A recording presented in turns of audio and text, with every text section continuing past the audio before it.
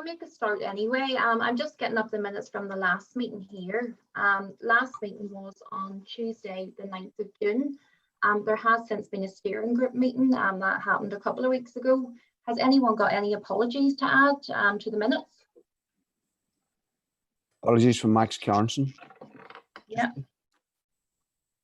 I had a few apologies there, Justine. Heather from Biffa, Heather Wilson, Gordon Boyd, Albert and Darlene from Avenue as well. Okay. Can I just let anybody that doesn't know me, my name's Colin Bell. It's not actually Gordon Galt. I knew that, Colin. I'm using somebody else's sign in. Yes, but I knew that was yourself, Colin. I thought I got it wrong when I seen the Gordon at the bottom, you know. I know, I didn't want to throw anybody. I appreciate that. Right, well, and welcome everybody to the Zoom meeting. I think we maybe have some new faces here. Is there anybody new who hasn't been in the Zoom WISH meetings before? Gemma Gibson is one that's come in representing Regen there, so Gemma Gibson's newly joined the WISH meetings. Is she in it? Hi, Gemma. Yeah. Hey, Gemma.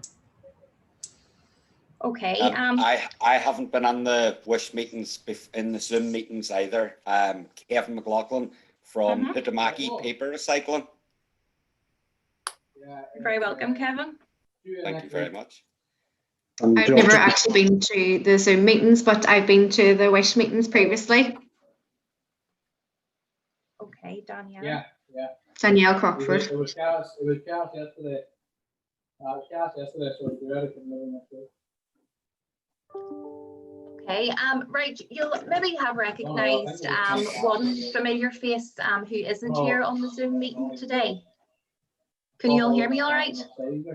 Yep. Yeah, that is Martin Rafferty. So I didn't want to go through the meeting without mentioning something about Martin. Martin recently, very well deservedly, has got a promotion and is now a principal inspector within the Health and Safety Executive. He has moved into the Occupational Health and Hygiene team, effective there from the 2nd of November. So, and I'm sure a lot of people in this meeting here, Martin's been a very familiar face for you throughout the years. He's done an awful lot for the WISH committee as well. He sends his apologies and couldn't be here today, but for recognition and for the notes, we'd like to pass our thanks on to Martin for all the work that he's done for the committee over the years.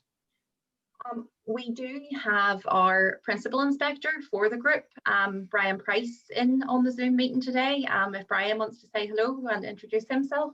Yeah, hello. Just saying there, this is my first meeting with WISH NI, so looking forward to a good meeting. Thanks, Brian. Okay, so our first item that we have on today is we're trying to get a bit more interactive and a wee bit more training for people, throughout the WISH meetings, so that there's something that you can actually take from the meetings and use on site. So our first speaker in trying to improve these Zoom meetings is David Beck and Claire Kelly from the Mental Health and Wellbeing team within HSE-NI. They're going to talk to you about the HSE management standards and how you can actually use them practically on site to develop stress risk assessments on site and manage the impacts of work-related stress within your business. So if I can hand over to David and Claire. Okay, thanks Justine, thanks everyone. I'm going to just introduce, we have a video to show you and we'll put that on in a minute or two. But I just wanted to start off by giving a bit of background about how the video came about.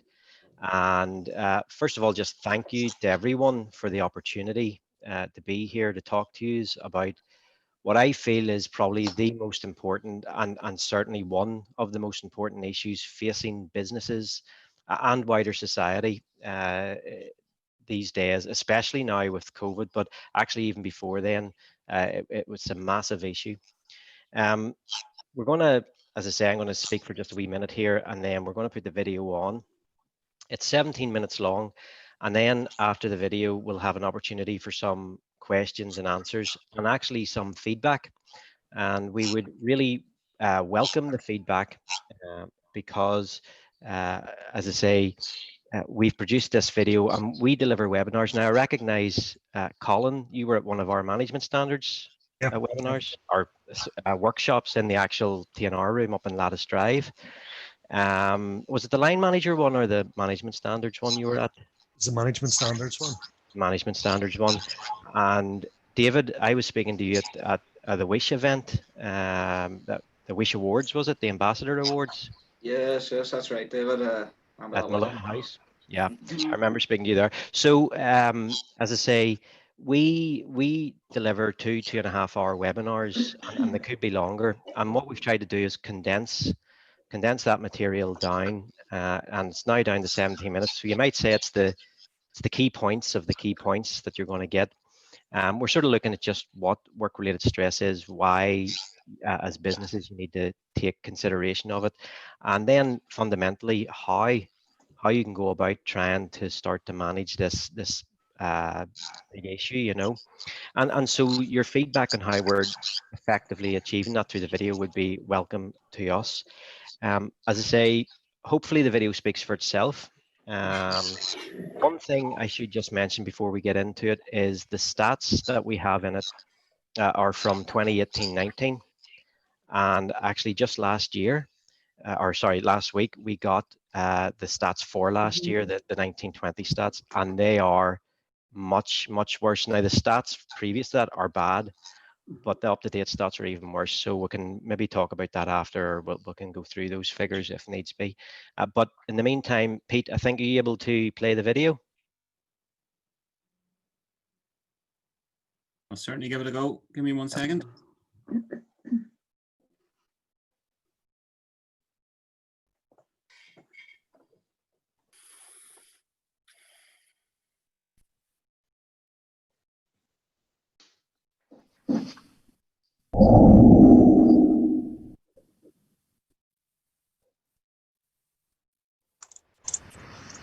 Work-related stress can impact each one of us. It's a major cause of occupational ill health, which can result in severe physical and psychological conditions amongst workers. It can also lead to poor productivity, increased sickness absence, an increased number of accidents, high staff turnover, and poor performance. It's clear why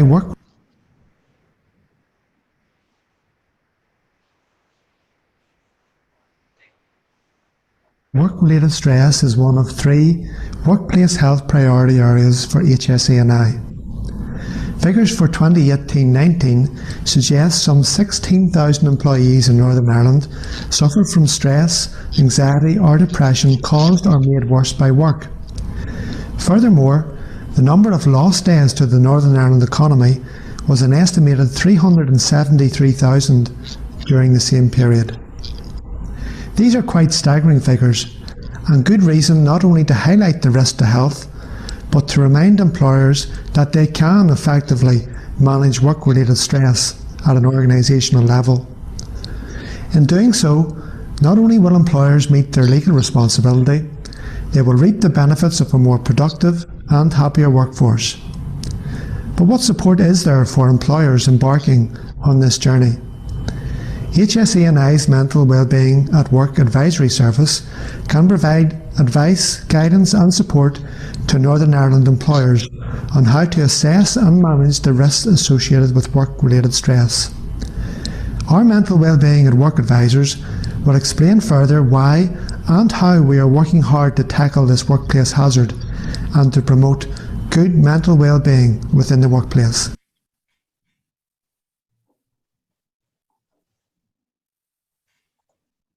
One of the main areas of work that we deal with in our advisory service is how the issue of work-related stress is effectively managed using the Health and Safety Executive Management Standards.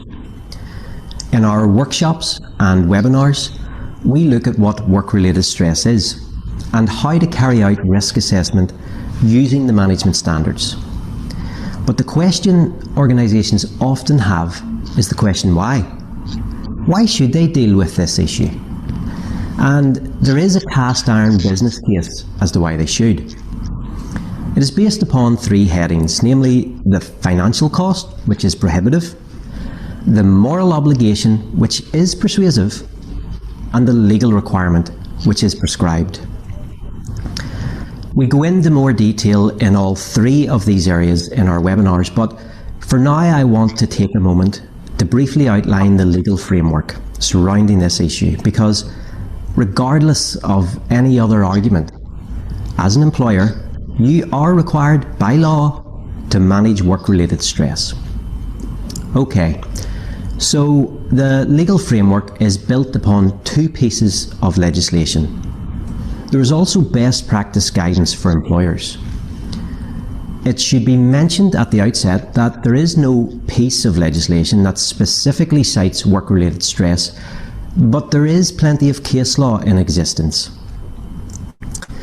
The landmark decision in this area of law remains Sutherland versus Hatton and others 2002. However, it is a constantly developing issue, and I would highlight the case of Intel Corporation UK Limited versus Tracy Ann Daw 2007. In this case, the Court of Appeal made a number of key points, two of which are: once an employee has raised the issue of stress, the situation must be kept under review so that the employer is in a position to take immediate action to prevent the employee from suffering a psychiatric injury. And the mere fact that an employer offers a counselling service does not automatically absolve the employer. Whether or not the counselling services are enough to discharge an employer's duty depends on the facts of each case. It follows that prevention is a key factor every employer must consider in managing workplace stress. It's also a principle that is at the heart of all of the work of the Mental Wellbeing at Work Advisory Service. So let's get to the legislation. The first bit of legislation is the same bit of primary legislation that underpins all health and safety. And that is, of course, the Health and Safety at Work Northern Ireland Order 1978.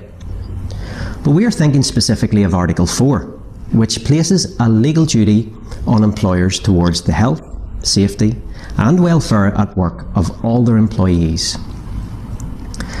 This is then built upon by a subordinate piece of legislation entitled the Management of Health and Safety at Work Regulations, Northern Ireland 2000.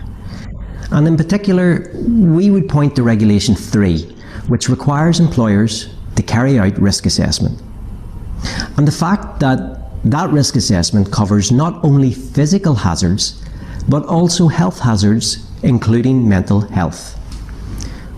Finally, in order to help employers meet their legal obligations in this regard, the Health and Safety Executive developed the management standards to provide best practice guidance for carrying out a suitable and sufficient risk assessment for this issue.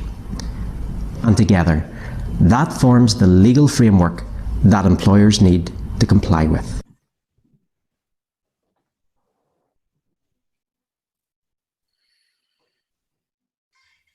Work has a key role in promoting mental well-being. We know it's an important determinant of self-esteem and identity and provides a sense of fulfilment and opportunities for social interaction.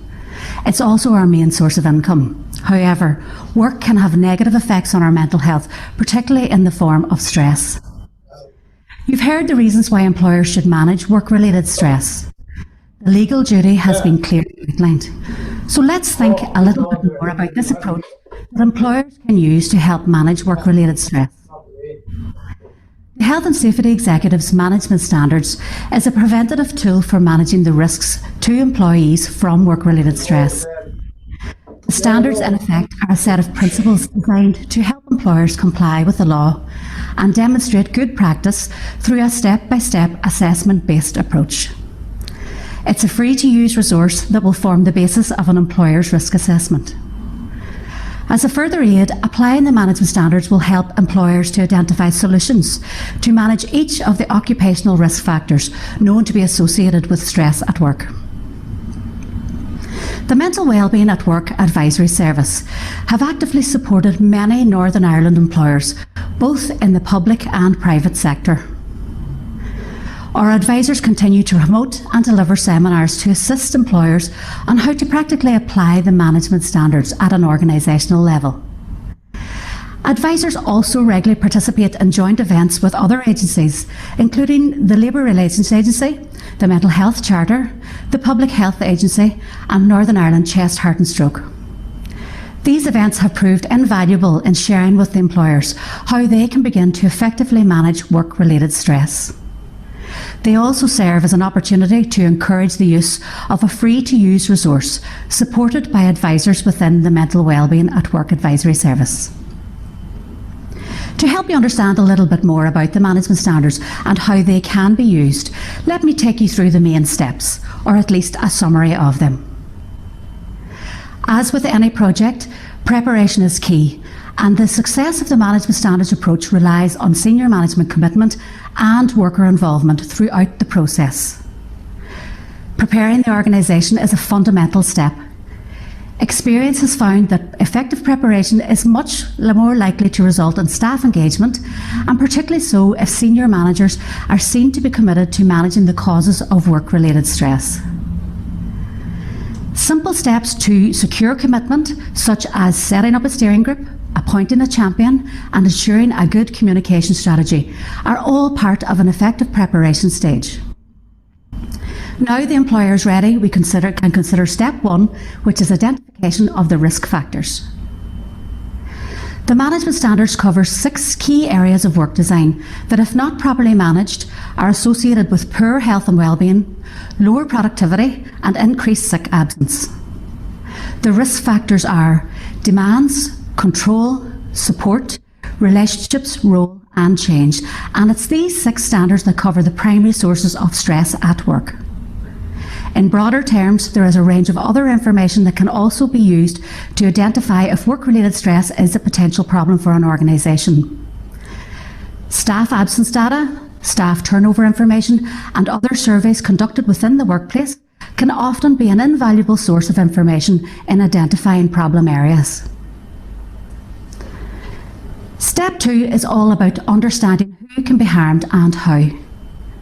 Part of the assessment-based approach involves the use of the HSE Management Standards Indicator Tool, a 35 multiple-choice questionnaire that can be issued to all employees to provide some quantitative analysis of the 6 stressors identified in Step 1. It's a relatively straightforward step to complete, but again, its success is very much dependent on employee participation and engagement with the process. An analysis tool available as part of the Management Standards resource provides an invaluable early indicator of potential problem areas within the workforce. Step 3 involves a more detailed evaluation of the risks. Evidence suggests that individual perceptions play an important role in predicting stress-related ill health. Therefore, gathering the opinions of employees can be a useful indicator of the health of an organisation and can form a useful part of an overall strategy to identify and address potential sources of work-related stress. The Management Standards approach introduces the concept of focus groups to evaluate the risks further by exploring problems and developing solutions. Focus groups can provide an opportunity to explore work-related stress issues in more depth. They also allow a greater exploration of common issues across separate work groups, providing a much wider organisational perspective. The evaluation stage builds heavily on the quantitative information gathered from Step 2. It facilitates open discussion about issues that ordinarily may not have come to light. An added benefit to focus groups is that they provide an ideal opportunity to discuss possible solutions which will greatly assist in the later stages of the process. Step 4 is all about recording your findings, a key step in any assessment process. By this stage, employees will have been consulted, areas of concern will have been explored, and perhaps even some initial steps may have been taken towards developing effective solutions. It is important to record the findings of all this hard work, and so developing an action plan is an effective way of demonstrating to the workforce that these matters are being taken seriously. Ultimately, this stage of the process provides the organisation with a plan that can be used to monitor and review progress, the final step of the Management Standards approach. Monitoring and reviewing any action taken to tackle the sources of workplace stress is an important final stage if further progress is to be made. It's likely there will be some quick wins. On the other hand, it may take months to pilot a complicated long-term solution and much longer still for something aimed at delivering long-term cultural change, but it is possible. In reality, whilst we have reached the final step, the process doesn't really stop there. It's more than likely that the evaluation and monitoring step will naturally merge into everyday management practice. We often talk about cultural change, and I've mentioned it already. Sustained change of this nature requires effort at all levels throughout any organisation. The HSE Management Standards approach has proved to be an effective resource for many employers. As mental wellbeing at work advisors, we are on hand to provide the support and direction that employers may need to begin to effectively manage work-related stress within the workplace. Organisations shouldn't wait for a worker to fall before assessing the risk relating from slips, trips and falls within the workplace. Work-related stress needs to be addressed in the same simple and proactive manner. Why wait until a member of staff suffers from stress before dealing with it?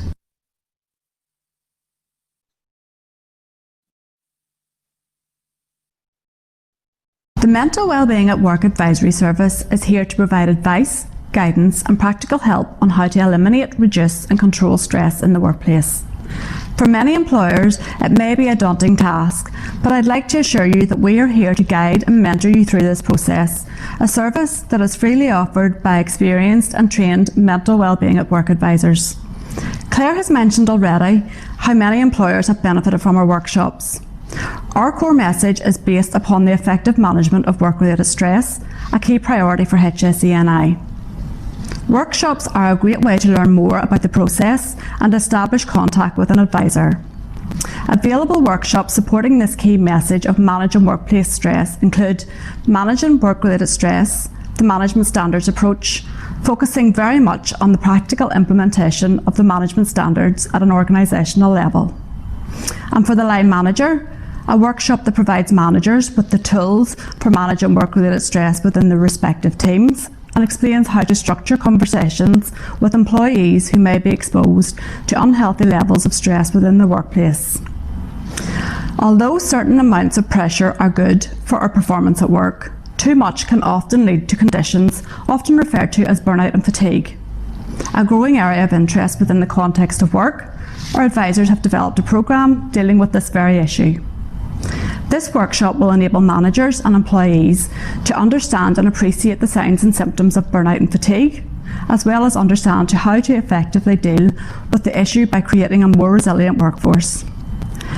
Details of all our upcoming webinars, workshops and seminars can be found on HSE&I's events page by accessing our website at www.hseni.gov.uk. In a never-changing society and with the continuing challenges that face employers, the Mental Wellbeing at Work service will continue to provide our core service of providing guidance and support to employers and managers seeking to implement the HSE management standards, delivering our workshops and seminars both in a face-to-face setting and via online webinars, and by developing tools and resources to assist employers in managing the impact of work-related stress. If you would like to speak with an advisor, you can contact us by telephone or email. Our dedicated email address is stress@hseni.gov.uk. It allows you to make direct contact with one of our 3 advisors. If you prefer to contact us by telephone, you can do so by calling 02890 243 249 and asking to speak with one of the Mental Wellbeing at Work advisors. All of our resources are online for you to access, everything that you might need to apply the management standards within your organisation, including advice on preparing your organisation, using the indicator tool and analysing your results, setting up a focus group and much more. Recently published by HSE&I, the Talking Toolkit is a resource designed to help line managers start having simple, practical conversations with employees about issues which could lead to work-related stress if not properly managed. A great help for managers struggling with what can be difficult conversations to have. You might simply want to read and learn more about work-related stress.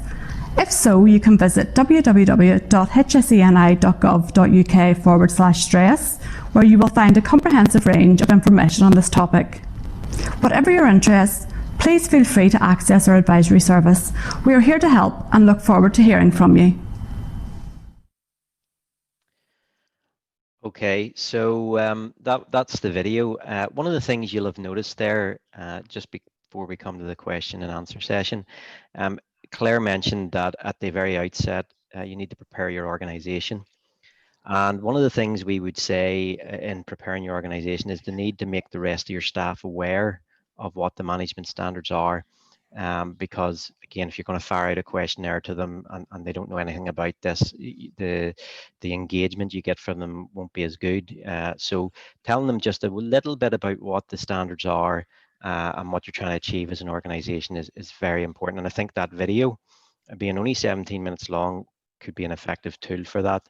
I would add just another thing there that from what I understand as well, it doesn't play brilliantly over Zoom, so it was a wee bit sort of bitty. That's laggy. That's more to do with Zoom than the video. When you go onto the YouTube or HSENI YouTube channel, it plays very smoothly. Now, before we come to questions, I just wanted to share my screen a wee minute. If I can get the right screen up, and let me just let's see. And let me see, wrong one.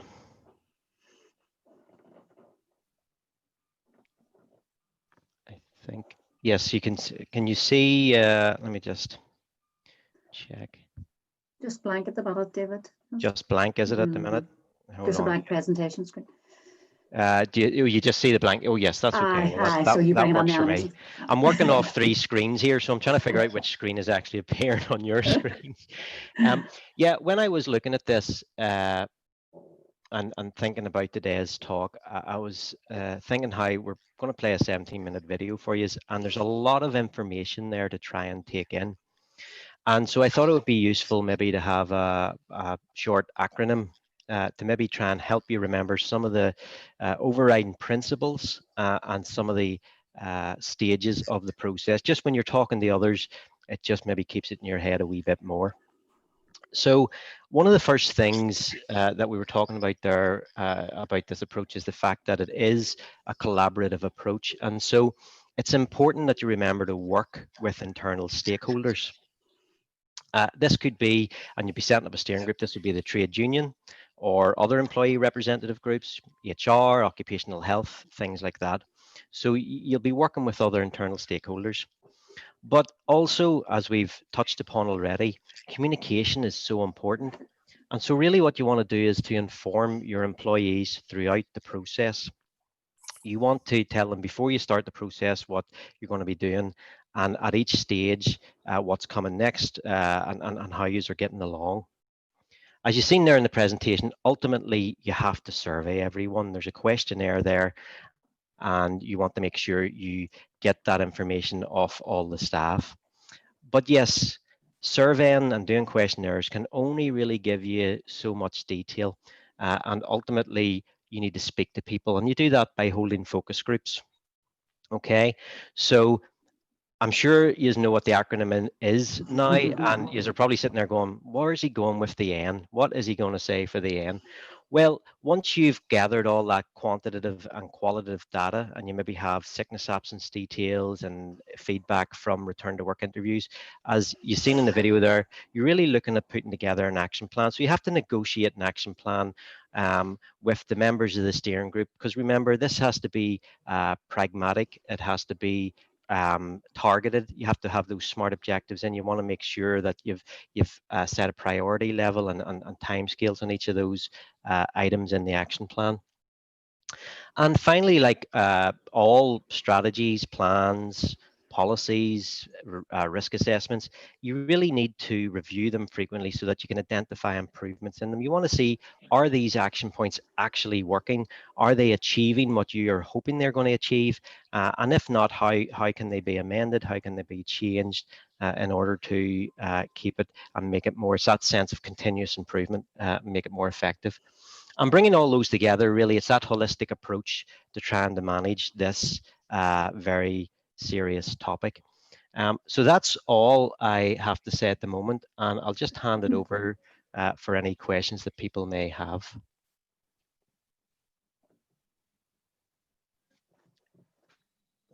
Brilliant wee presentation there, David, and you said that's on the HSE YouTube channel, is that right? That's correct, yes. So goodness, if you just type in HSENI in the YouTube search, it should come up. It'll be one of the first videos on the channel. Also on our website as well. One of the public, so it'll be on the one of the publications. I think it might be on the first page of the website where the news press releases. Yeah. It's on there as well, Heather. Fantastic. I suppose one of the challenges with the waste industry, you know, stress related, what I'm sort of, you know, starting to become keenly aware of is the 24/7, 365-day nature of the waste industry. And I'm just wondering, is there any specific guidance or guidance around that, ways of managing that or tackling that?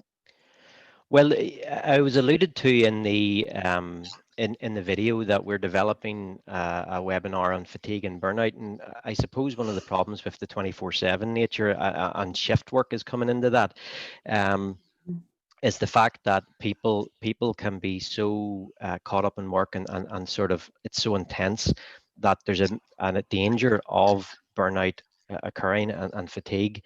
I don't want to really go into too much detail in the burnout and fatigue webinar, and Clara, maybe you want to say something as well on this, but certainly when we talk about work-related stress, one of the things we mention is that prolonged excessive pressure ends up in work-related stress, and prolonged stress will end up in burnout.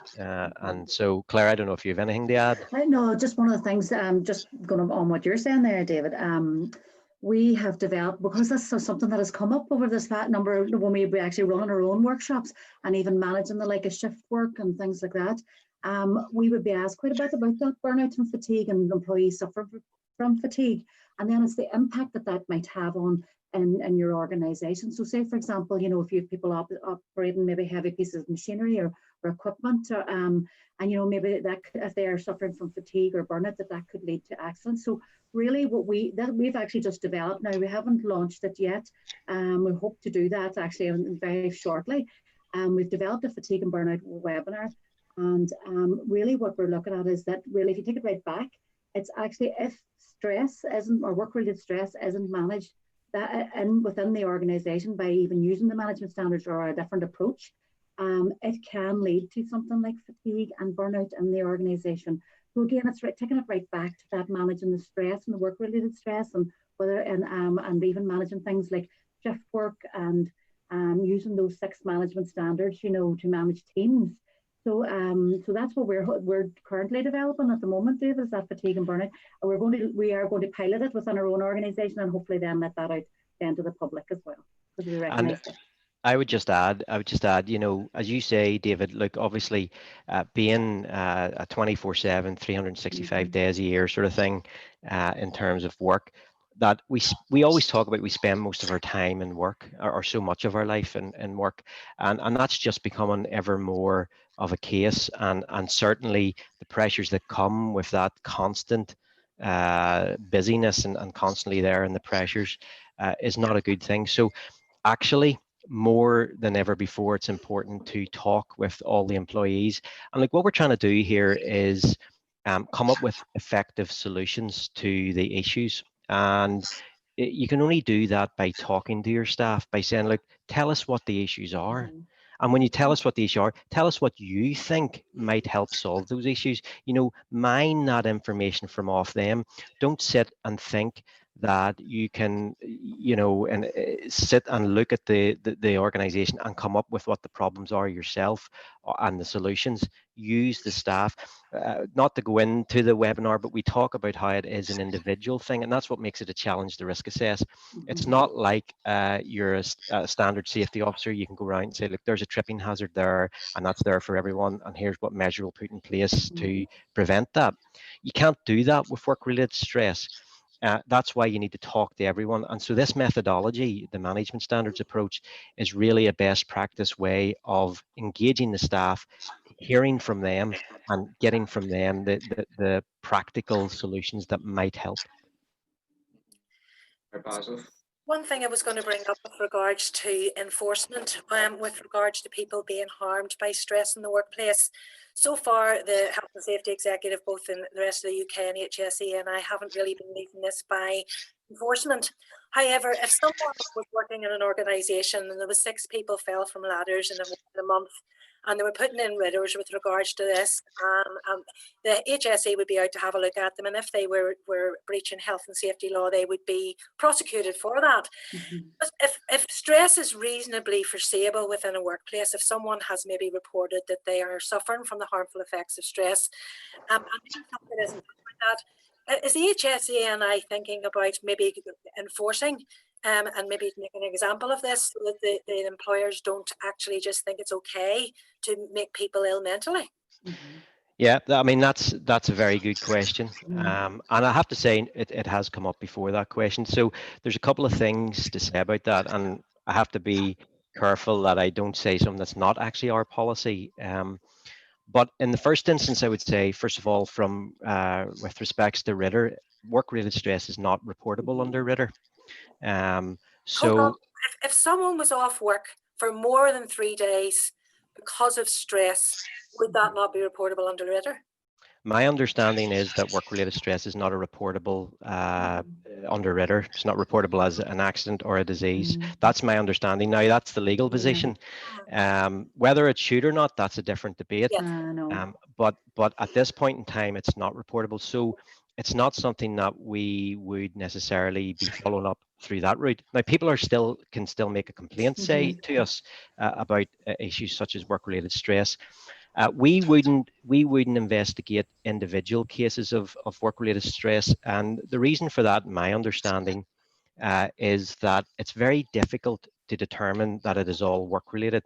How do you work out that it's not maybe something going on at home, financial issues at homes, that is being brought into work as well? Now, if there are a number of cases in that workplace, suddenly you can maybe start to see trends, patterns, and identify that it is work-related, and therefore that could be followed up and investigated. But individual cases, it's too difficult. And the other aspect of that is in terms of prosecutions and the financial costs, say, for example, I would say look at all the civil law, the civil cases.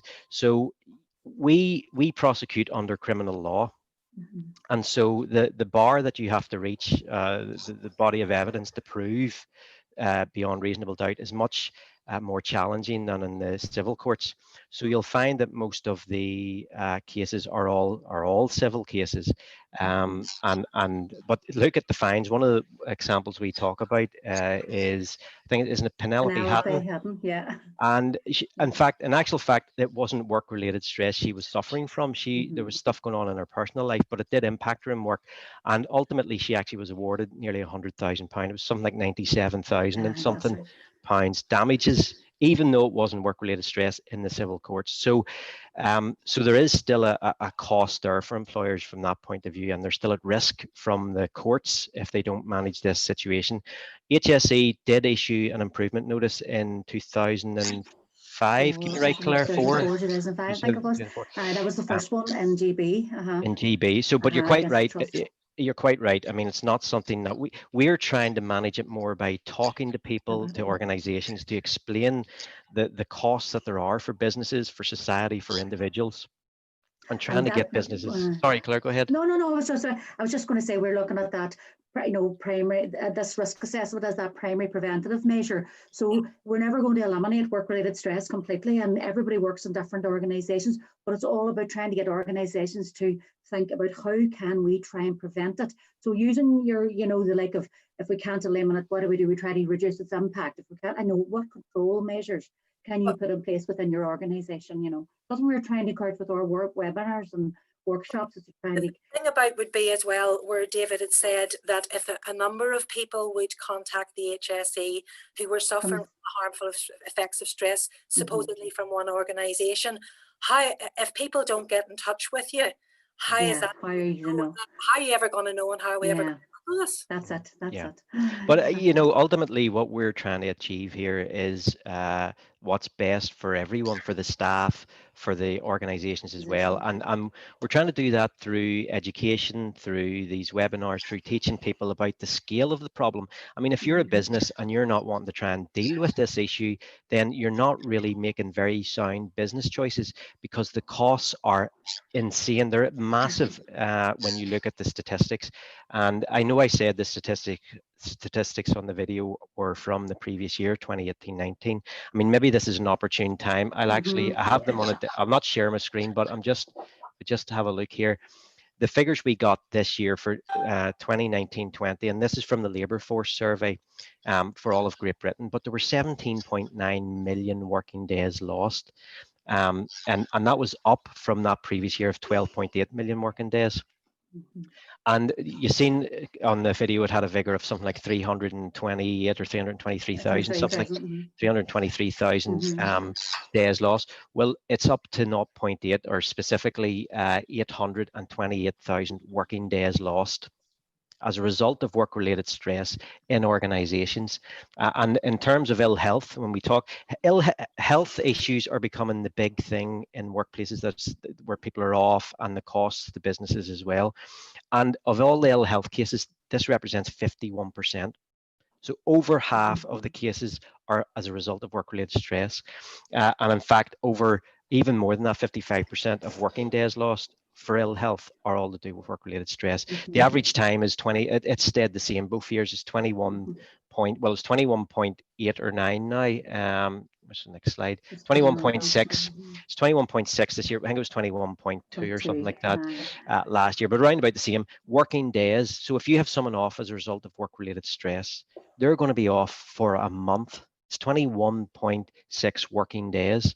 So, you know, as a business, if you think about that, you really need to deal with this issue. And we're there to say, look, you can get in before issues arise, and you can put in those prevention measures. And as I say, the costs are so massive, you want to be dealing with that. And in any event, yes, legally you are required to. And if we don't prosecute you, as you're saying quite rightly, it's not a path we really want to be going down. You can be taken to the court, civil courts, and the fines are there. So, you know, the awful problem with that is, in many cases, you know, insurance companies settle out of court, which means that there's never any sort of record that companies are answerable, and you know, it's not really out there, and it's not transparent, and I think that's a bit of a problem. Yeah. Yeah, well, you know, that's why I suppose we're doing our best to raise awareness of it as an issue, and how and why you want to be dealing with it. And it is a problem. It is an issue. We can't sweep it under the rug here in society. And people are becoming more aware of it as an issue. And as I say, why as a business you wouldn't want to try and deal with this is beyond me, because honestly, your business is going to be far worse off if you try and run away from this. Thank you. Can I ask a question, Claire, just on the risk assessment? Yes, Jennifer. Yes, of course. Are you advising a standalone risk assessment to deal with stress? Or what we do in Belfast City Council a couple of years ago, we developed what we call staff welfare risk assessment.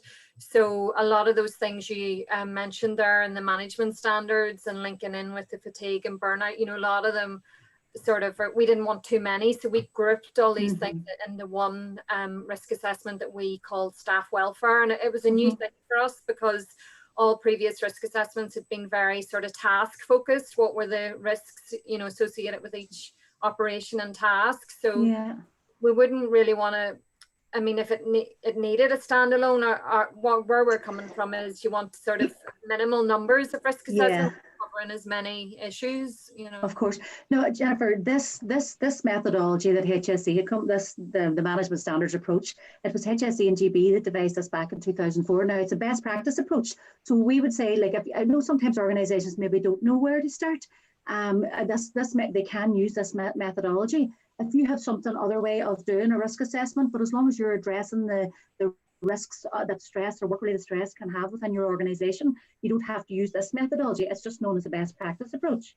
So if you're doing that and you find that your risk assessment is suitable and sufficient as well, and that is communicated out to all your staff, so organisations can use their own methodology or their own risk assessment, as long as you're doing the risk assessment as well. I see there Anne-Marie has put a question out there. Is there a template for the employee survey?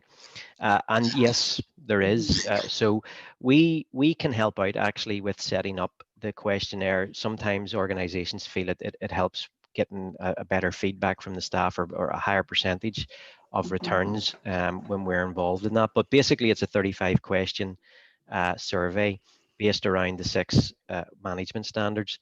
And it can be set up. We set it up on SurveyMonkey, but that template's there. And as you've seen in the video or heard in the video, there's an analysis tool that goes with that as well. So when the responses come back, they get fed into the analysis tool, and it sort of does lots of nice wee statistical things, and gives you some graphs and tries to help start identifying the areas. So the way I like to look at it is that this is such a big issue, and people are afraid of it because they don't know where to start, perhaps, and they're afraid of, oh, you know, where do you go? And so this best practice approach helps you through that minefield, for want of a better word, and really at each stage what you're trying to do is to break things down further, to slowly but surely get down to the core problems, the issues, and what's effective solutions you can put in place. So yes, there is a template for the employee survey. And you manage that, David, from the start? Do we just give you like the email addresses of the employees, or? So no, if you want us to help you out with the survey stage of the process, we can first of all talk to yourselves and your senior management to just talk about the management standards generally and how why they're important, and how you go about doing the overall process. At the survey stage, we can set up the survey, and there's different ways. I mean, it depends on your organization. Normally, most people get it emailed out to their staff, but it might be that they have some staff who can't actually, you know, have access to emails. So we have other ways, although I don't know how in current conditions with COVID, how that might work, but we do have this thing called, what is it called again, Claire? Wisdom, that's it. It's like Who Wants to Be a Millionaire, where you sort of ask the question and everyone sort of puts in their ABC answer and stuff. So there's different ways of doing it, and you can have a hard copy, but we set the survey up on SurveyMonkey because most people have access to email.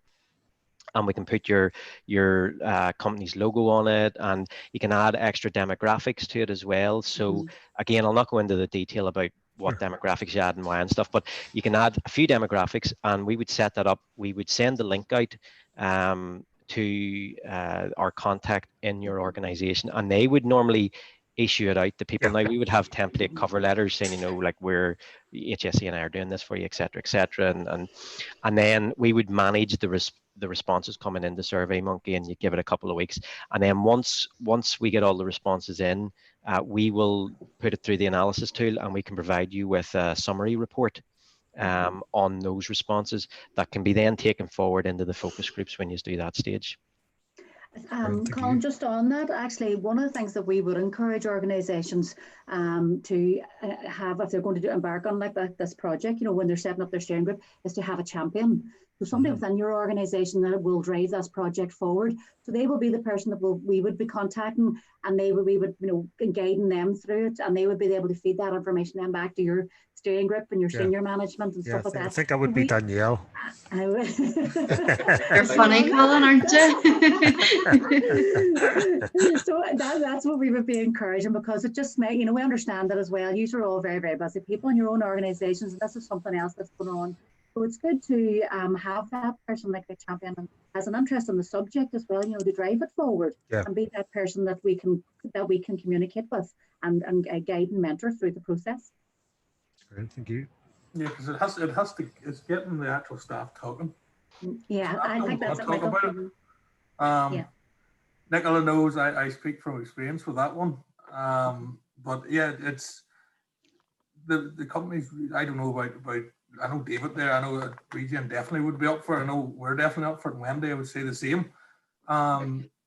we're all up for getting involved anyway that reduces stress and makes it easier. At the end of the day, it reduces the stress on the boss in the long run. That's right.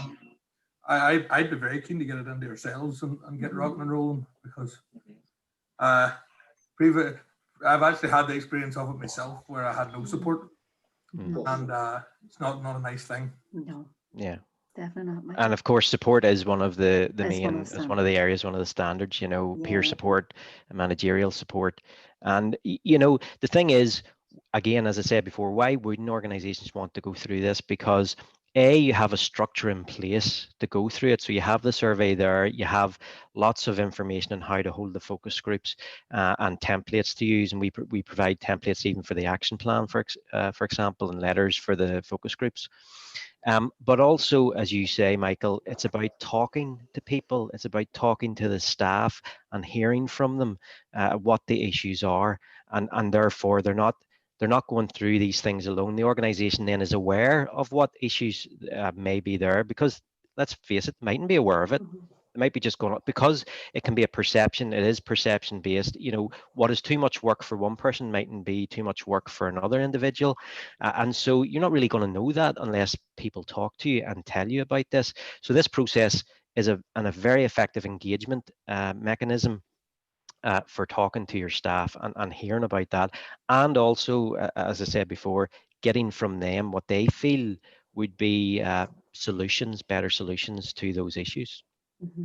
Yeah, because I'll tell you briefly. I'll not bore you about it. Don't worry. Nicola heard this one. She knows this one. Previous employer. I got saved by McKinstry's. The two brothers saved me up here, so and I know they're very keen on stress. For myself, the stress got bottled up when it was approached to mention about stress. I got laughed at and got told to go away, and it ended up. Very long story short, it ended up where I now hold the record. It's not a record, Justine, don't listen to this, but I now hold the record for the highest blood pressure in Causeway Hospital in Korean. Holy smokes. So this was just under 2 years ago, and that's actually how long I'm here now, which is scary. If you know your blood pressures, I'd say a lot of you probably do. I am 28. Quite young in this group, I'm proud to say, But at 28, I had a blood pressure level of 300 over 220. Oh my God. What? That's great. And it was all because I just kept, I was bottling it up and just carrying on. The sides of the head here, the soft part of your head, that bit was Michael, sorry to interrupt, but is this why I always see you in the pizza shop? You never see me in the pizza shop, Wendy. I've seen you a few times now, but no double chin here. I think you had chairs in it for a while. That's because I know the owner of the place, all right? No, it's one of them ones where they didn't want to know about it at all, and it was actually whenever I came into Darren here into McKinstry's.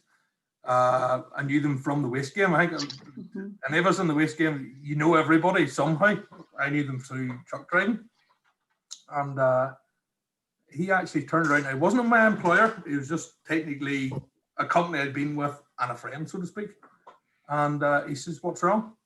And the fact somebody had turned and said, "What's wrong?"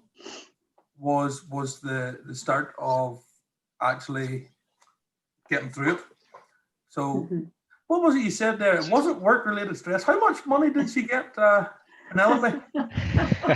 Well, you can look it up, but it was near 100,000, I have to say. It's all. Mine was actually classed fully as work-related stress. It was when I was at India, and it's led me now that I am on that many blood pressure tablets. If I miss one day, I'll end up back in hospital again. I think it works out to 650 microgram tablets a day just to keep the blood pressure down. So what that said to me was the fact that my boss in here turned and says, "Are you okay?" And he pulled me out of that situation and says, "Come to here." They're definitely up for doing it. So I'd be very keen to get rocking and rolling there, and I think we could maybe we could maybe, I'll be in touch with the pair of you to put it that way. No problem. Michael, just on that, that's one of the things that David had already mentioned, that we do 2 different workshops. So if your organisation wants to go through this process in full, the workshop that we would be asking you to come along to for that one would be the management standards approach, the organisational approach webinar. Okay, so it goes on much more detail on each of the 5 steps and what's involved in the 5 steps. But we also found it was very important, because line managers' roles are very important within the organisation. And we had developed the line manager workshop as well. And it again is what you were saying there, Michael. It's about even encouraging line managers. Don't be afraid to ask, are you okay? If you notice someone, it could be a change from the normal behaviour, somebody's normal behaviour. Maybe somebody's a wee bit more withdrawn in the tea room. Maybe it's something that you notice a change in someone's behaviour. And looking for those signs and symptoms. Like, we're not medical professionals, but you might notice a change in someone's behaviour, and it can just tick that. Are you okay? Or you want to have a coffee? Do you want to have a chat? It's that peer support. So again, it's bringing in the 6 management standards: the demands, control, support element, relationship, role and change, and letting managers know about those things. And we have the video already mentioned the talking toolkit, and there's a generic one that's done there. And it's a piece of information and a booklet that the managers can use. Sit down with their staff member and have a chat if it's in it, to find out what the problem is, and around, maybe it's support, maybe it's around the work demands. But without having a conversation, how are you going to know? So again, that's the other workshop. At the end of the day, we all spend so much time, as you said in the video, we spend so much time in work, spend so much time with the staff, with each other, that we all know each other well enough. We might not like each other, but it's not hard to go over and go, how's things? Yeah. It's as simple as how's things. Yeah, and ask again. That's a big thing. We can ask a second time. Yeah. In our case, they'll just say, we'll go for something to eat. That's the way I'm here does it. It's quite great. A cup of tea, and just to clarify, Rachel, if you can put this in the notes, I was in the pizza shop for a salad. There was more to that list, I think. There was a waste of a visit. I think there was more to that. Now, Michael, don't. Look, it was just a long box. Okay, salad, promise. But Michael, you're a great testament as to why we really should be doing this, because it does impact people. And in fact, actually, it impacts potentially everyone. So it doesn't matter where you are in the organization. You can be the chief executive, you can be the person that maybe locks up in the evening or opens up or whatever. Doesn't matter. Everyone can suffer from work-related stress. And so really everyone should be concerned to make sure that as an organization, you're actually trying to identify these issues and deal with it for everyone. And Wendy, I know the joke about going into the pizza shop or whatever, but again, one of those things we mention.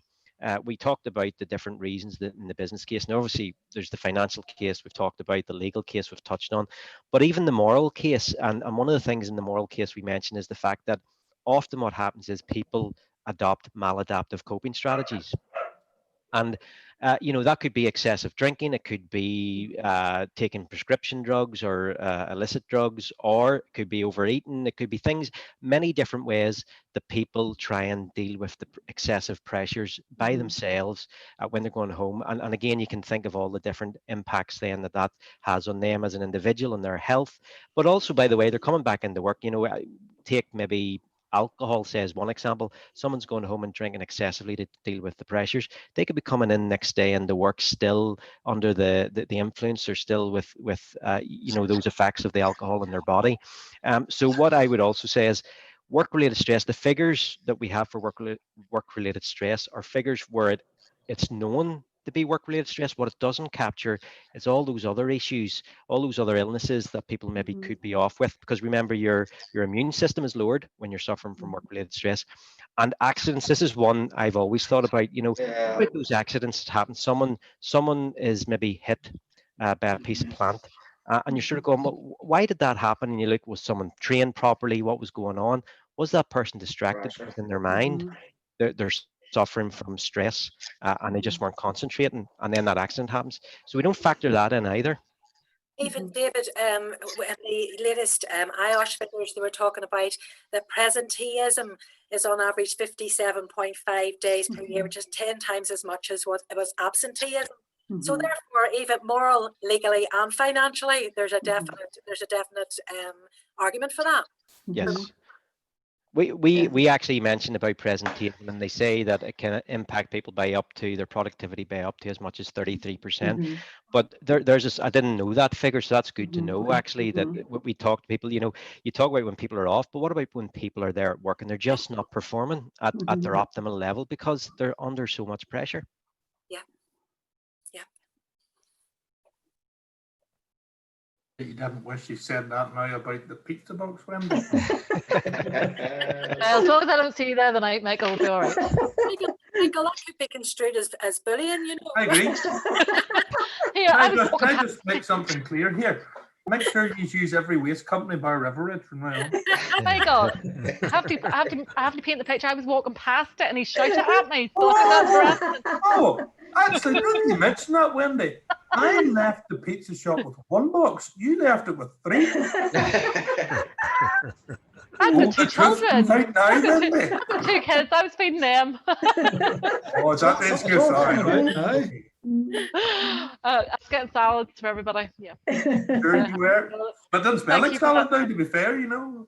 Thank you for that. It was very, very helpful. I suppose one of the just things to wrap up on it, you said that the statistics used for your video was 2017, 2018. And then you'd said 2018, 2019 was released and it was considerably higher. And then this being 2020 with COVID, people not able to take their holidays. So I would imagine, are we expecting this on the increase for next year's statistics as well as?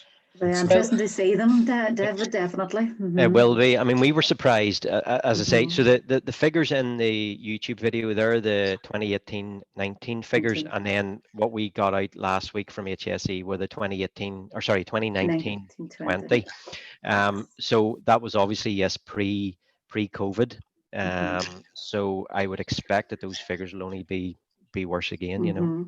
Really, for us guys, it's a real good time to be getting on this and to be getting the questionnaires out there. I mean, it's funny as I actually have this as a topic, because this morning in our COVID meeting, it was one of the things that, you know, Gemma's actually taken away and working on, which is informational videos for the plant staff and for the office staff, particularly the home workers, and you know, the content and the items within it are really arranged or based around engaging with the staff and opening up the lines of dialogue. So it's very apt timing of this wee conversation with what we're talking about and what we're doing internally, you know.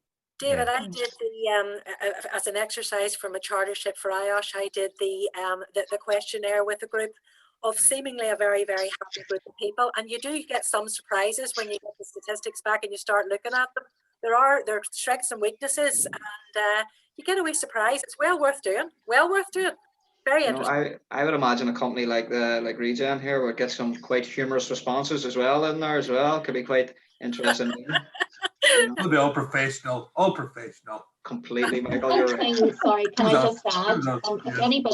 If anybody here is interested in it, take the information you've got from this session to senior management and directors, because I think, you know, it's all well and good doing a survey and getting answers, but you really need buy-in for this from the top down. You need support from your directors, because if you get a lot of results from your survey and they indicate X, Y, and Z problems, you know, it's the support from senior management to put an action plan in place, which is going to actually improve, you know, stress incidents and mental health and well-being within the workplace. So I would encourage you to take this to your directors and senior managers if you are interested.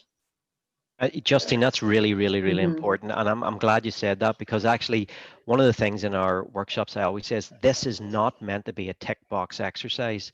This is about making real and effective change for everyone in the organization, and you're only going to be able to achieve that if a number of things are met. One, you actually talk to people and listen to everyone, but also, Justine, as you say, if you have commitment and support from the senior management, there's no point doing this if they're going to just not do anything with the action plan. So you do need that in place.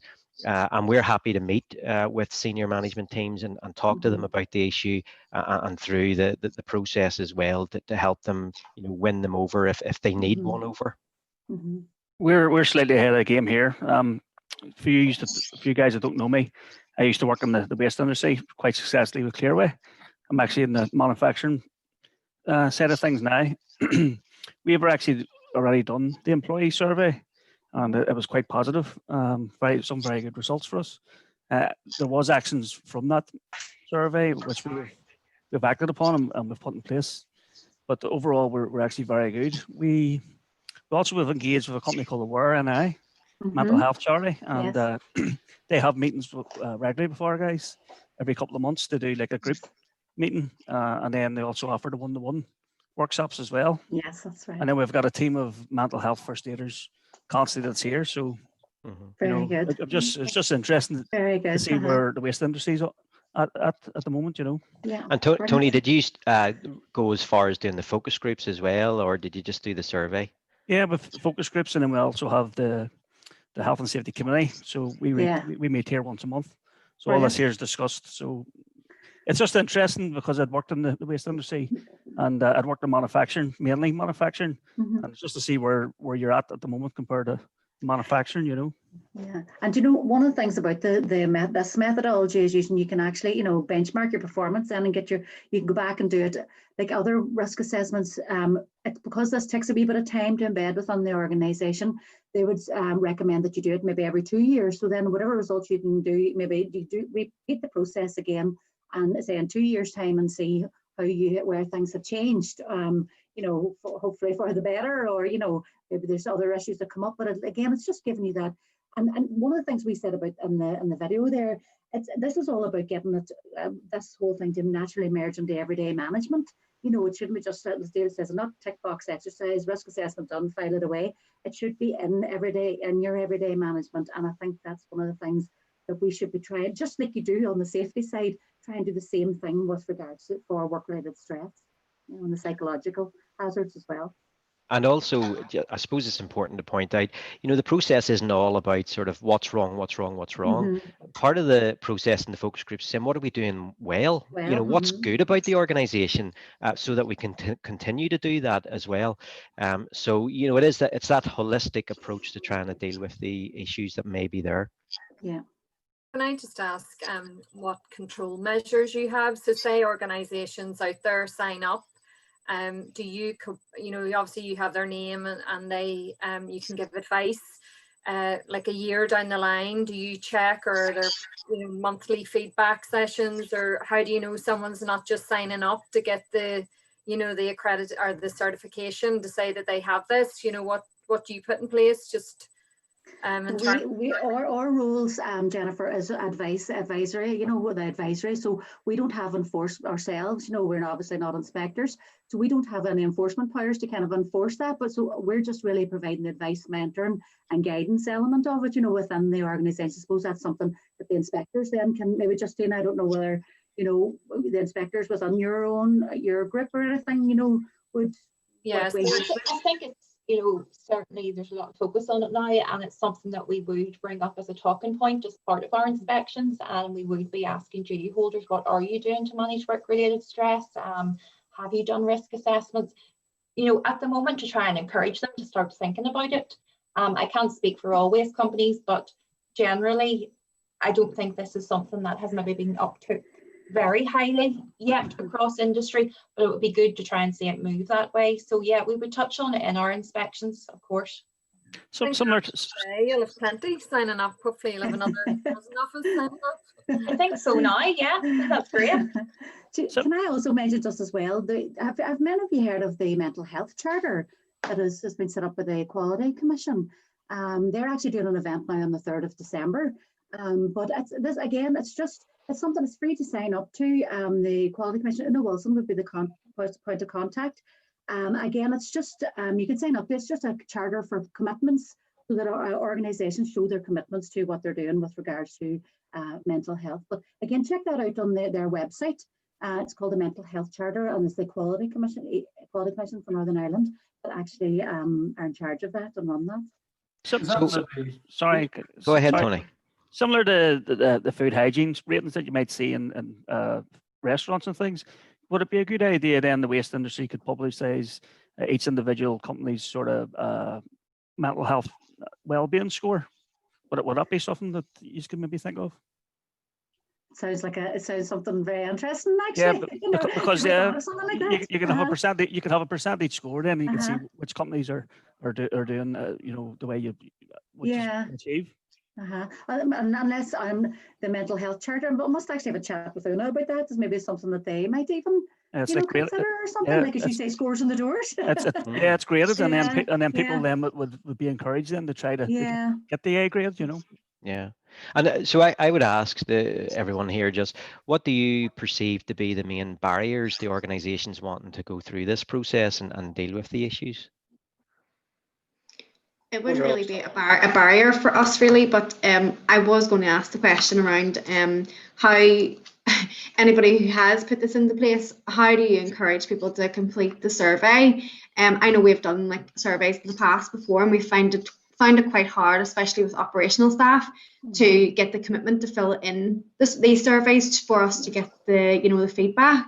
So if anybody has any sort of tips on how they encourage that, it would be welcomed. Can I jump in there, folks? Tony stole my thunder a wee bit, and we've also carried out the survey. You get in front of me there, Tony. We did it in 2017 with Janet Heath, one of your former colleagues, and I can endorse it wholeheartedly. It was very worthwhile. But just to pick up on what you've mentioned, Danielle, it was difficult with the frontline staff who didn't have emails. And the Quizdom sessions worked out very well in those areas, in the depots and the yards.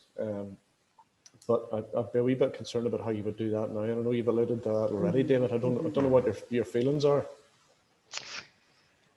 We haven't thought in detail about how we would go about doing that should we get the request. Yeah, it's something probably, Claire, we're going to have to try and work out. I think if we still have obviously the software that we can use and go out, but we would have to manage that very well. Obviously, if that's where we would have to work with the organisations and find out, if we can bring people in their room, can they be socially distanced, and making sure that we're meeting all those requirements too. We're not ruling any of that out. That's something that we're definitely there. We will work with. If you can, probably, do something online, which would be great. If not, and I understand obviously in the quarry industry and the construction industry and any of the other industries that we'll be working with, that you would have a lot of field staff. So again, we would just have to work with each organisation to find out how and what's the best way to do that using Quizdom. Yeah, this thing it's just it'll just be a bit more complicated logistically, and but that's again where in terms of going through the process, the planning at the outset is so important, and also in terms of the engagement as well. I mean, that's why one of the key things we said was to talk to the staff before you even issue the survey, because I guess there can be a lot of skepticism. We've all had surveys issued to us in work for various things, and let's be honest, most of the time you get a survey through and you just think, what's this all about? I'll fill it out if I have a minute, but I'm not sure, whatever. But if we can really engage them, and remember, if you set up your steering group and that has representatives from, say, employee representative groups, trade union, you have a champion on board who maybe is well thought of in the organization and can communicate well with people, then really what we're trying to get to the point there where the staff actually are aware of what's going to take place. They know that there's commitment from senior management. They see that there's people. It's not just senior management saying we're sitting in our ivory tower. The four of us are sitting here in our ivory tower and we're going to tell you what the issues are and how we're going to fix it or how we're going to fix it for you.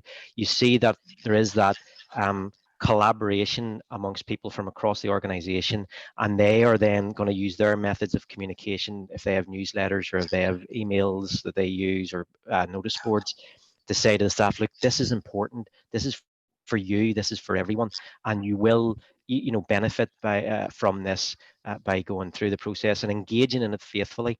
And again, Claire said about our line manager webinar, that's the importance as well often of line managers as well, because they're there to be able to A, encourage their team, B, give the team the flexibility and the time to be able to fill out the survey. Because like, if people have work on that maybe don't have time, they're saying, like, I don't have 15 minutes to go and sit and do this survey. But the line manager is important to give them that space to be able to do that. So there are different ways of doing it. And as I say, ultimately, it's for the benefit of the employees. Hey guys, that's a good point to wind up there, I think. It was a very thought-provoking session. And the big thanks to David and Claire. No problem. Thank all the you. work you put into that. No problem. Marvelous. So it's really good. And obviously from all the questions and the participation, it has really triggered a few thoughts there in the background. So that's really good to see. That's good. It's good to see you both as well. And you Yes, too, Jim, you keep them well anyway. Well, I'm looking at the screen anyway. That's We've all been on a big learning curve, haven't we, I Jim, know. since the start of You've lockdown? done a tremendous job with this, and it's good to see it going forward as well. No problem. And if anybody does want to, they have a look at the video again on our website or on the YouTube channel. Our contact details are there, and get in touch with myself, David, or Selena. And if we can advise and give you, and we have so many, all our resources, they're free to use. Your organization can run with this yourself, like some of you have already done. But use that, or use the information and the things that are there, and the tools and templates, they're all free for you to use. And if not, get in touch with us and we'll try and help you as best we can. Yep. Most important thing is get it started. Yep. Get to the management and get it started. Yeah. Yeah. Great. Thank you so much, guys. Okay. We'll Thank you. That's great. Thank you very much. All the best. Okay. Don't believe in us for I don't just okay. to give us a wee update and see if there's anything else happening in the world of HSE&I. Yeah. So in terms of our team, our approach to working during COVID is still just going out and doing COVID inspections. So we're not actually out doing any proactive inspections as such. We're dealing with COVID complaints. Any clusters which are being reported to us by the PHA, we are going out to as well. Of course, if we get general complaints or we have any serious incidents or touch wood, hopefully not fatalities, we will respond to them, but we are taking the executive advice and working from home where possible. Despite that, we are out on the ground from time to time, and from the last meeting in June, the team have issued 8 enforcement notices. So 4 of those were improvement notices and 4 were prohibition notices. Now, 2 of those improvement notices were in relation to COVID-19. They were 2 waste sites, of course, and essentially these 2 waste sites had a complete lack of control measures really on site, very poor welfare. So obviously we issued the notice to get them to comply. I had a look through our inspections, and common areas that we keep bringing up with waste companies and other companies in relation to COVID are firstly cleaning. So looking at the frequency of cleaning of your common touch points. So what we're saying is go around your business, look at all the touch points and note them all down and put them on the cleaning schedule to make sure you're missing nothing. Actually ensuring that you're enforcing social distancing on site in all areas. So changing rooms, canteens, picking lines, smoking areas, toilets. In canteens then, we're talking to duty holders and asking them then to limit the amount of people in the canteen at any one time. So remove any additional chairs that are in there and actually mark out where you want people to sit. Now, some people have got on their lunch tables actual partitions and screens up where people may be facing each other. Obviously, the purpose of them is that if the person coughs or sneezes or splutters, it's not going to go into the other person's face or over the food. It's going to hopefully be caught by the screen. In toilets, we are recommending to all duty holders that if they are using hand dryers at present, to disconnect them. So don't rip them out of the wall and say you're never using them again. Just take the fuse out of them for now. The problem is if someone has COVID-19 and they do go and wash their hands and they don't wash their hands, well, firstly, they shouldn't be in work if they have COVID-19. But say they had symptoms or were asymptomatic. If they have the germs on their hands, they wash their hands, but they don't wash them properly. Essentially, whenever they put them under the hand dryer, they are creating airborne droplets, which are just going to go everywhere. So take the fuse out of your hand dryers and put a paper towel dispenser in for now. Another issue we do continue to see is regarding the storage of PPE. So we'll go into quite a few canteens and see hooks on the wall with overalls and coats and boots and work bags all strewn across the place next to each other. That essentially is just causing cross-contamination.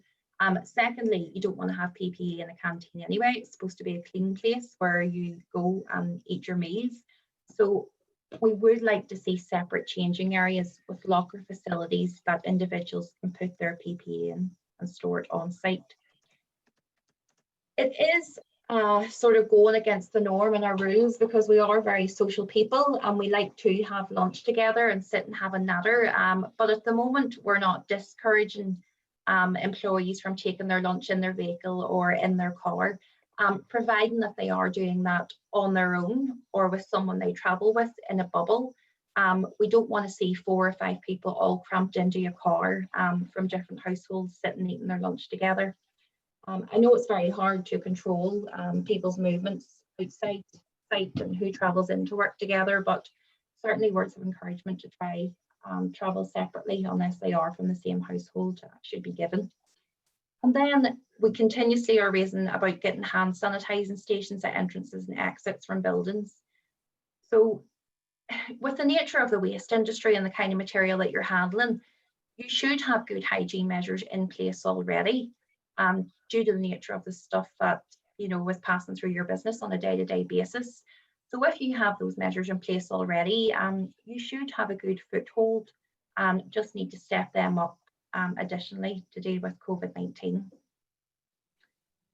So the other 2 improvement notices were for vehicle and pedestrian segregation. Don't really need to go into too much detail and explain what that is, but again, major risk. This is the kind of thing that causes serious injury or fatality on site. 2 of our prohibition notices were for guarding of machinery. Both of them were for a baler. Both were due to the absence of an interlock on the actual door. So allowing access into the moving ram where someone could suffer a potentially fatal or life-changing crush injury. And then we have 2 working at height prohibition notices as well. One of those was for the use of a vehicle loading ramp. So forklift travelling on a loading ramp, loading bales into the back of a container. And the second was for the use of a cage placed on the forks of a forklift truck being used as a working platform. So although a lot of the focus has been on COVID-19, and rightly so, what I would ask you to do and remind you is that all of these high-risk activities are still present on site and we can't take our eye off the ball. I think it's easy to become preoccupied with everything that's going on with COVID and the stress of it and uncertainty, but whenever we do that, that's when things can slip and accidents can happen. So it's good sometimes just to get back to basics.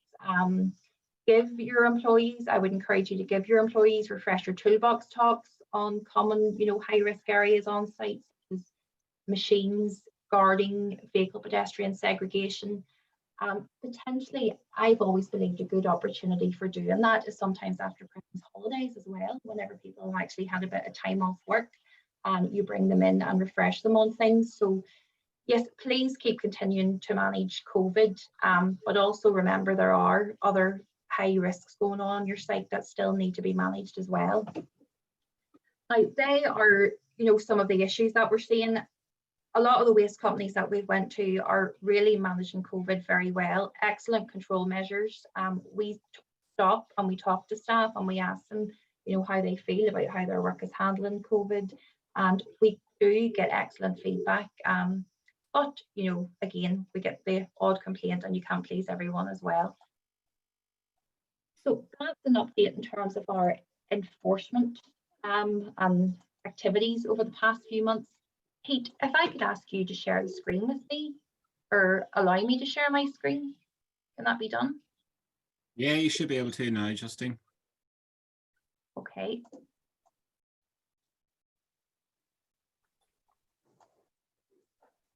A second. Okay, hopefully you can all see that now. Yep. Yep, that's it there. Perfect. Second thing I want to update you on is there has been an awful lot of work done over the past couple of months to the Wish NI web pages. I'm not going to take credit for it because it was Martin who did the majority of this work along with the IT department in HSE NI. But what we had found was that although the Wish NI web page was there, it was very cumbersome to actually try and find any information on it. It was sort of just article after article all on the one page. But we have updated that now to try and make it more concise, more user-friendly, and to be essentially more of a benefit to you in trying to get information. So as you can see there on my screen now, that is the HSE NI homepage. So to get to the new Wish pages, go to hseni.gov.uk, click on topics. Okay, this will take you to a list of all the different topics and information that HSE NI has. If you go to W, that will take you down to Wish NI Waste Industry Safety and Health Forum.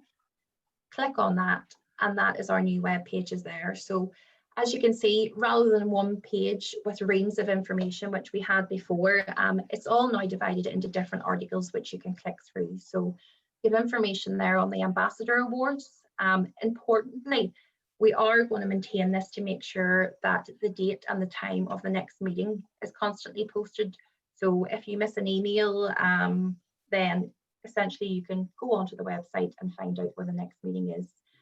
Any minutes of the meetings are going to be uploaded onto here as well. So if you miss a meeting, you can come back and see what was talked about. Key priorities, latest news, so any news within the industry. I'd also encourage any members of Wish NI, if they have any good case studies or information that they think they can share, please do forward it through, because it's, you know, it's good to share good practice and information amongst each other and help each other out. Safety alerts will be uploaded. Meet the team. So there's a little blurb and a sort of personal background of each member of the team if you want to go on and have a nosy and find out more information about us. Statistics, enforcement and prosecutions in the waste and recycling sector. That will be kept up to date with all the PENs and IENs and any court cases which went through as well. Again, as I said, minutes, and then strategy and promotion of safety. So please, I do encourage you after the meeting or whenever you get a chance, do go on, have a look around. Hopefully you will find it is a bit more user-friendly. We can encourage more people to get onto the website and start uploading a bit more information on it. So folks, that's my update from HSE NI. Thank you, Jim. Okay, thanks, Justine. Is there anything we can mention on the personnel front? Are we allowed to mention Martin?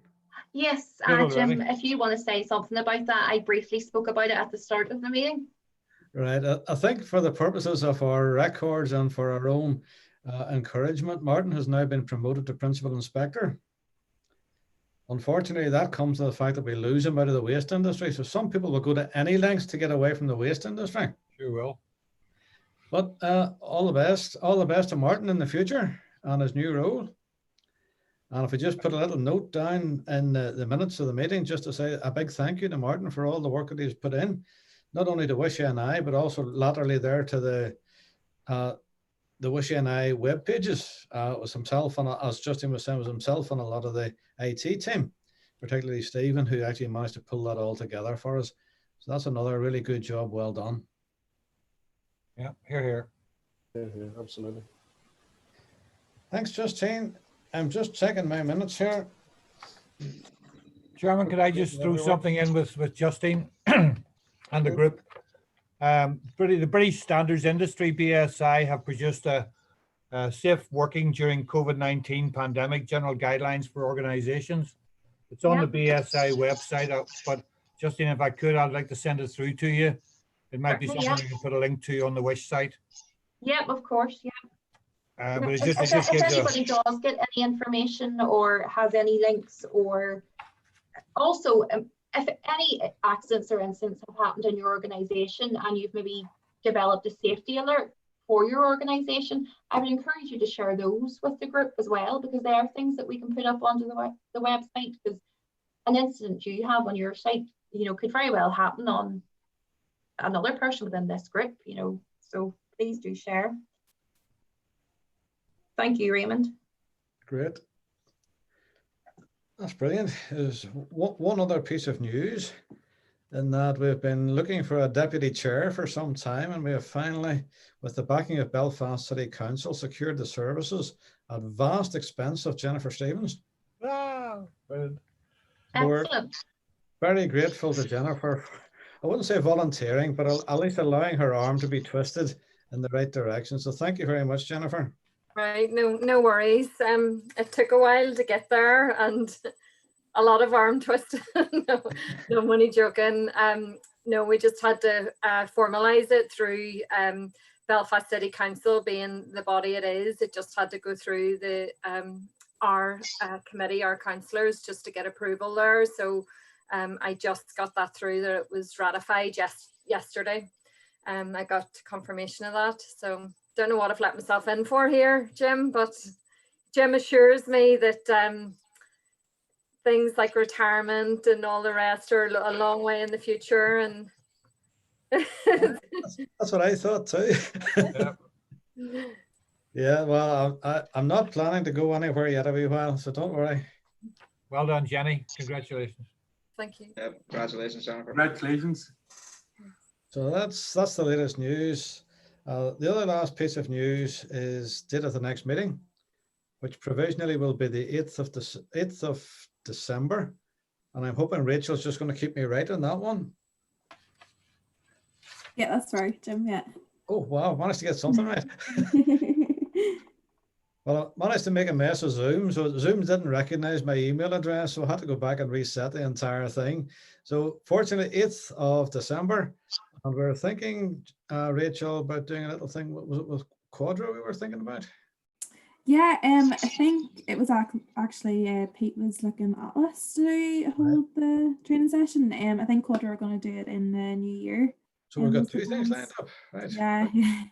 Yeah, Jim, you'd asked us just to line up the speaker on the temperature screening solutions for that, and I think, as Rachel says, I think the Quadra guys were going to do the New Year meeting. Great. Yeah. Brilliant. So there we go. Temperature screening is the end topic for December, followed by, I think it's COVID-19 or something like that, and maybe all this vaccine will put an end to it, or Donald Trump, as he leaves office, will be going, go back, and it'll be the end of COVID altogether. Sorry, can I just ask the group, when we had our steering group meeting, we were talking about potential topics for upcoming meetings. Are there any topics that anyone can think of that you would have a particular interest in hearing about or receiving some training on? Anybody? I'll tell you one I was interested in one. David, maybe could, I'm sort of steering this one towards David. Regen robotics with the confined spaces. Yes, the no man entry. Yes. Would that be something that's we were actually chatting about that in Nibosh, and I was telling everybody about it. I just think that it'd be something that a lot of people here wouldn't have talked about. I would recommend checking them out. It's fantastic what they do. Yeah, something maybe else. Be a valuable talk for everybody. Yeah. I mean, if need be, I could certainly discuss with Fintan and see about would he be receptive to put on a wee presentation with some of the kit that he's developed and capabilities of it. But yeah, it's fantastic. You know, no man entry, way of the future, isn't it? Robotics doesn't work for us. It's something that at some point all of us are going to have to do and be involved in. And if we can see what's out there and what you guys can do, it would be, I think, brilliant for a talk. I suppose even automation in general and what it's going to do to the waste industry, you know, because as I say, without giving too much away, it is other avenues of investigation and research that we are actually currently looking into. So just automation in general, really, where it's going, where the industry's going. Well, I would love that. I would love to see that. Sorry to see your thunder there, Justin. I know you were sort of maybe thinking HSE stuff, but I just sort of thought I would add it in there. it's very much HSE stuff, isn't it? If we can avoid entry into confined spaces, there's a problem solved. Yeah. That's brilliant, guys. I hear a voice in the background. Oh, you don't even know what that's about. They were playing ABBA songs over the radio earlier. That would even worse. Oh dear. I tell you, can I ask just a wee one for the next meeting? Everybody that's here, to try and make Wish grow slightly. Could we, everybody in this meeting, put forward somebody else to join, bring somebody with them to try and get the numbers up? It's good to see a lot of new faces today, but I think we could grow it even more now. And if we can even, if each of us in here recommended one person and brought one person along to the meeting, that would be great. And I want to just put it out there if you would be up for it. Oh yeah, we're up for it. Jim, you can set the dog. You can get the dog a wee camera for the dog, and the dog will sit and watch as well. I'll be short. I'll invite Martin. Sure. A tear came to my eye when you said that speech at the start. But I think if everybody put forward one person, sure it would double the scope that we have at the moment and help spread the word. Would indeed.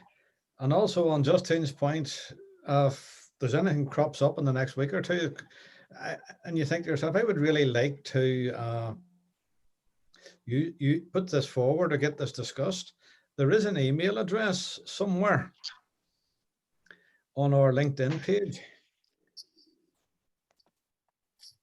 And I'm having one of those senior moments which says, I can't remember the Wish NI email address. It will be on the website, Jim. wishnigroup@gmail.com. Very good. Sorry, if you go on to the new web pages and you go down to the third link, it's called Wish NI Contact Information and Useful Links. There has been a new Wish email account set up. It's listed there. It's wish-ni@hotmail.com. So there we go. I wasn't gonna risk another memory fail there. Thank you. Thanks for doing that. Anything else we need to discuss today? Just go back. Sorry, Justine, what you were saying there about items for the agenda. If we even just put on before any other business, if we just put an opportunity for improvement or sharing of good practice, if anybody had any new initiatives within the past month, we could just throw it out, and then that would maybe be the basis for future, to put on future agendas. Just sometimes by the time I get to any other business, it's maybe it's a long meeting and people don't want to mention it, but if it's just what we do with our health and safety meetings in the council is we actually have it as a standard item, any new practices or opportunities for improvement. So yeah, no, it'd be good to encourage people to share that regardless of how small that change is. If it's something new and good that works, it could work for one of your peers within the group as well. Hopefully, Rachel, if you take a note and put that on the agendas then, just as a standard item, maybe. Yeah. Just to jump in there, Justine, you mentioned about the cleaning regimes. So we're also talking about sharing good practice. So yes, we doubled our cleaning regimes here, and we've done all the different controls that you mentioned.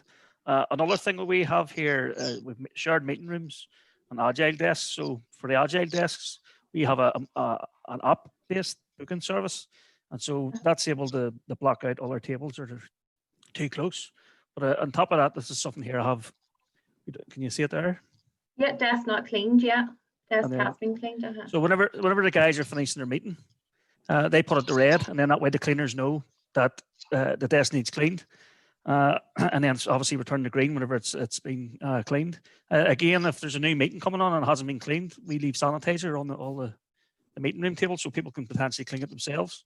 So it's just a small idea, but it's actually very effective. And no, that's good. A simple idea could potentially prevent, a load of people from sitting around a table at a meeting with, that hasn't been disinfected yet. Yeah, that's not difficult to do, but effective. Yeah, we could potentially do like a virtual tour. John Milton from the HSE, we actually had a meeting with Teresa Coffrey, one of the MPs from Westminster, and John actually gave us a glowing reference regards our controls, and he believed that we were best in class in terms of manufacturing.